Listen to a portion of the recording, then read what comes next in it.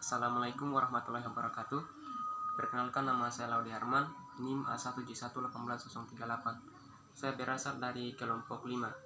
Video ini merupakan tugas praktikum dari mata kuliah Anatomi dan Fisiologi Manusia dengan dosen pengampu mata kuliah yaitu Bapak Mustamin Balumbi, SPD MSI, dan asisten pembimbing praktikum yaitu Kak Kisan Muhammad. Pada kesempatan ini saya akan menjelaskan tentang materi sistem reproduksi. Berikut gambar dari sistem reproduksi. Sistem reproduksi manusia merupakan sistem organ yang digunakan manusia untuk memproduksi dan melahirkan keturunan. Sistem reproduksi pada laki-laki. Sistem reproduksi pada laki-laki adalah serangkaian organ yang terletak di luar tubuh dan di sekitar panggul seorang laki-laki yang berkontribusi terhadap proses reproduksi.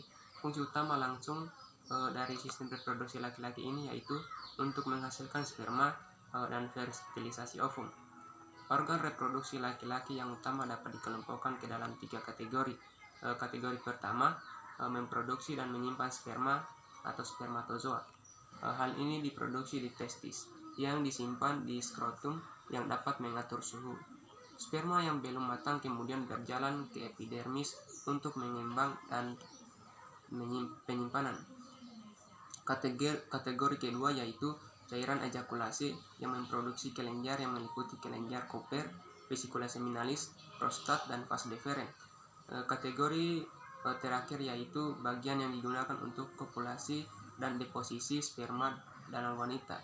Bagian yang termasuk ini dalamnya adalah penis, uretra, dan vas deferens.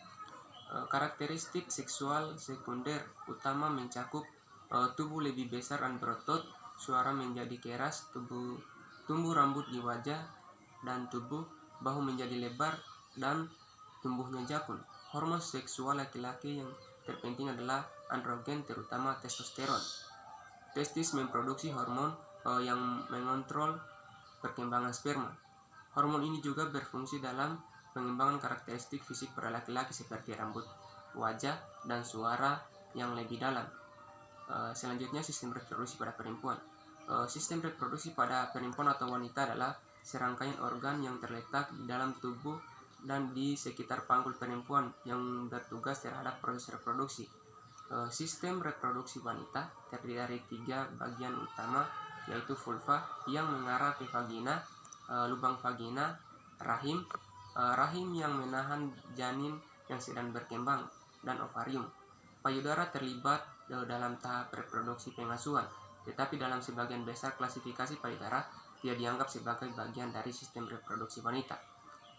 Vagina terletak di luar vulva, meliputi labia, klitoris, dan uretra. Selama hubungan seksual, daerah ini dilumasi oleh lendir yang disekresikan oleh kelenjar Bartholin. Vagina melekat ke dalam rahim melalui leher rahim, sedangkan rahim terletak pada ovarium melalui tuba falopi. Masing-masing ovarium mengandung ratusan sel telur atau ovum. Kira-kira setiap 28 hari kelenjar pituitari melepaskan hormon yang merangsang beberapa sel telur untuk berkembang dan tumbuh. Suatu ovum dilepaskan dan melewati tuba falopi ke rahim. Hormon yang dihasilkan oleh ovarium membuat uterus dapat menerima ovum. Lapisan rahim yang disebut endometrium dan ovum tidak dibuahi adalah gudang setiap siklus melalui proses menstruasi. Jika ovum dibuahi oleh sperma, ia akan menempel pada endometrium dan membuat janin berkembang. Selanjutnya, produksi gamet.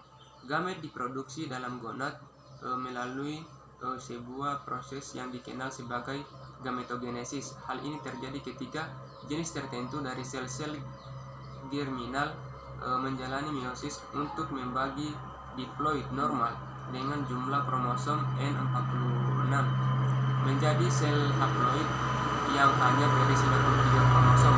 Pada laki-laki, proses ini dikenal sebagai spermatogenesis dan hanya terjadi setelah masa pubertas dan tubulus seminiferus testis. Spermatozoa dewasa atau sperma kemudian dikirim ke epididymis di mana mereka mendapatkan ekor sehingga mengaktifkan motilitas. Masing-masing sel geminal diploid asli atau spermatosit primer membentuk 4 gamet fungsional yang masing-masing selamanya muda. Produksi dan kelangsungan hidup sperma membutuhkan suhu di bawah normal suhu tubuh ini. Skrotum yang terletak di luar rongga tubuh menyediakan suhu sekitar 3 derajat Celcius di bawah suhu tubuh normal. Pada wanita, gametogenesis dikenal sebagai oogenesis. Hal ini terjadi di varium folikel ovarium. Proses ini tidak menghasilkan sel telur matang sampai masa pubertas. Berbeda dengan laki-laki, masing-masing sel-sel geminal diploid asli atau oosit primer akan membentuk hanya satu sel telur matang dan 3 badan polar yang tidak mampu berubah. Hal ini telah lama diketahui bahwa pada wanita seperti laki-laki semua oosit primer yang pernah ditemukan pada wanita akan tercipta sebelum kelahiran, dan tahap akhir dari reproduksi sel telur tidak akan melanjutkan sampai masa pubertas. Demikian video yang dapat saya sampaikan. Lebih dan kurangnya mohon dimaafkan. Billahi taufiq wal hidayah. Wassalamualaikum warahmatullahi wabarakatuh.